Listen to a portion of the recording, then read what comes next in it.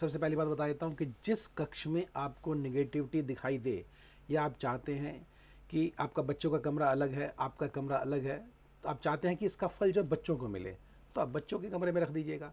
और अगर आप चाहते हैं कि इसका फल जो है हमें मिले, यार हमारी जो है तबीयत ख़राब रहती है, इसका फल हमें मिलना चाहिए, तो आप अपने कमरे में रख लीजिएगा। और अगर इकट्ठे अगर एक ही कमरे में अगर है तो एक जो है आप उसमें रख लीजिएगा, वो सफिशेंट रहता है। ऐसा नहीं है कि 4 लोग हैं 5 लोग हैं तो 5 उसमें यूज़ करेंगे।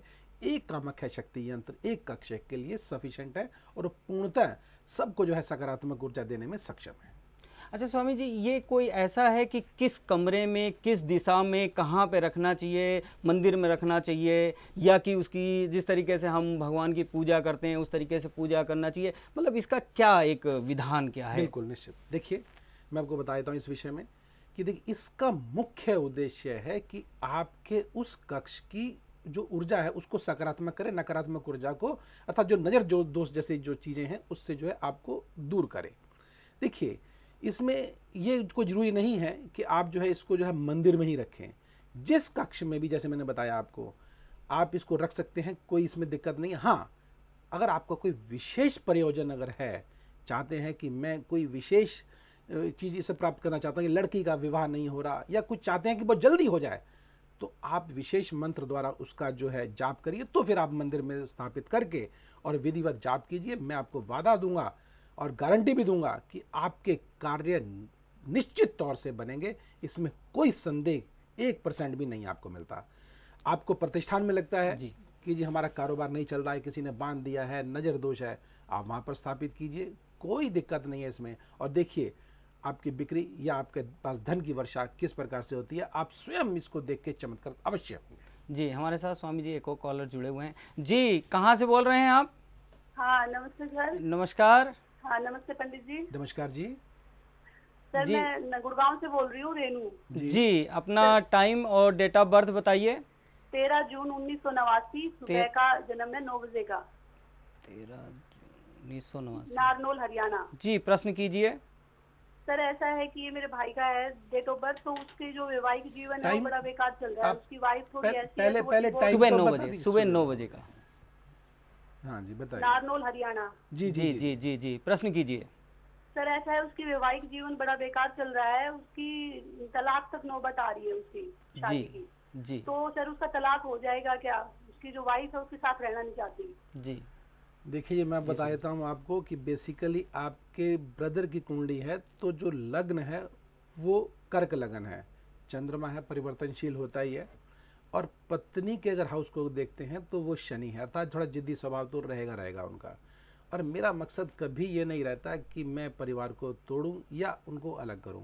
आप अगर चाहते हैं कि एक हो जाए तो उसका तो मैं आपको उपाय अवश्य दूंगा। अगर आप चाहेंगे कि अलग हो जाए, उसका कृपया करके मुझे क्षमा करिएगा। और पूर्ण जानकारी के लिए देखिए आप जीवन दर्पण इस का बनवाइए, अपने भाई का बनवाइए।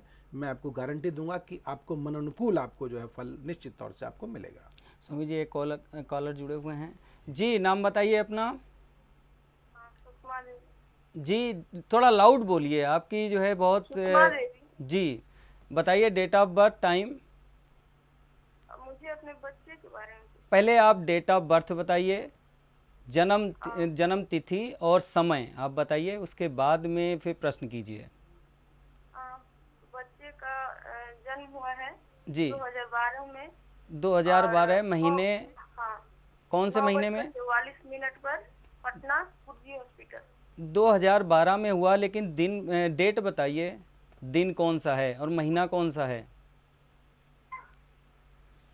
हेलो, मेरे ख्याल में हमारे साथ में एक कॉलर देखिए जब तक आप डिस्कनेक्ट हो गए हैं। हाँ, नेक्स्ट कॉलर स्वामी जी एक और नेक्स्ट कॉलर हमारे साथ जुड़े हुए हैं। जी नमस्कार, नाम बताइए जी। नमस्कार जी, नाम भंवरलाल। जी जी, डेट ऑफ बर्थ और समय बताइए।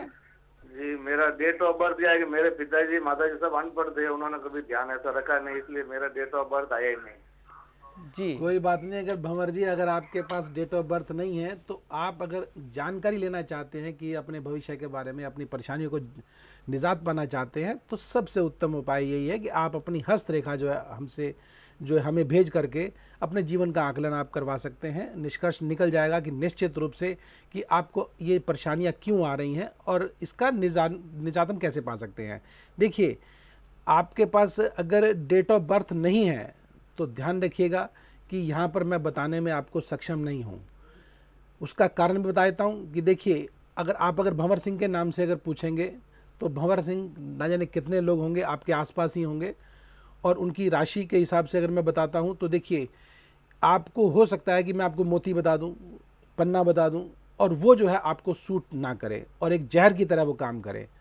तो मैं आपके साथ किसी भी तरह से खिलवाड़ खेलना नहीं चाहता। मैं नहीं चाहता कि आपका अहित हो। अगर आप चाहते हैं कि मुझसे कि मेरा लाभ ही हो, और मेरी भी कोशिश यही रहती है कि मैं आपको ज़्यादा से ज़्यादा लाभ दे पाऊँ, तो उसके लिए आप अपनी हस्तरेखा भेज करके अपने जीवन का आकलन कराइए और यहाँ मुझे क्षमा करिएगा। जी, आप अगर कामाख्या शक्ति यंत्र प्राप्त करना चाहते हैं, जीवन दर्पण पुस्तिका प्राप्त करना चाहते हैं, नंबर हमारे लगातार फ्लैश हो रहे हैं। स्वामी जी से बात करना चाहते हैं, अपनी परेशानियों के बारे में निदान चाहते हैं, तो स्वामी जी से बात करके अपने आप को छोटे छोटे उपायों के द्वारा अपनी ज़िंदगी को संवार सकते हैं। स्वामी जी, जो नंग होते हैं, नंग बहुत महंगे महंगे होते हैं, 40,000, 50,000, 60,000, क्या कुछ सब्सिट्यूट इसका है?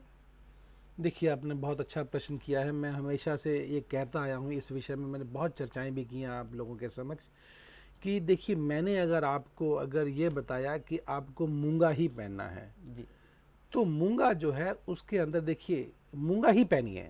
अगर उसका सब्सिट्यूट अगर आप ढूंढने निकलेंगे या वो अगर पहनेंगे तो आपको लाभ कैसे होगा। देखिए, गंगा जल ही है, और आप कितना ही वाटर को प्योरीफाई कर लीजिए, बोतलों में भर लीजिए, लेकिन आप उस गंगा जल का मुकाबला कभी नहीं कर पाएंगे।